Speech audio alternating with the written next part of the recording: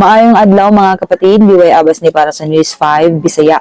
Mag-inusara si former President Rodrigo Duterte nga magsaulog og Pasko subay sa palisiya sa International Criminal Court nga nagdili sa pagbisita sa panahon sa holiday season. Sumala sa iyang anak nga si Kitty Duterte na subo ang kanhing presidente sa dihang gipahibalo kaniya nga dili sila mahimong makaduaw sa mismong adlaw sa Pasko ug bag-ong tuig. Bisan pa niini gipahibalo nila ang kanhing presidente nga magpabilin lamang silang duol sa pasilidad ug maghulat sa gawas aron gipadayag ang ilang suporta. Gibuteg usab ni Kitty nga anaa sa gawas sa pasilidad ang uban pang miyembro sa pamilya lakip ang iyang inahan og sinira aron ipabati nga wala siya mag-inusara karong Pasko. Kalipay sa iyang pamilya ang bugtong tinguha sa kanhing presidente karong Pasko nga iyang gipadayag sa pagbisita sa iyang anak sa ICC sa The Hague sa The Netherlands diin siya kasamtangang gipriso. Gikatakda nga makaduaw ang pamilya sa kanhing presidente human sa bag-ong tuig subay sa palisiya sa korte.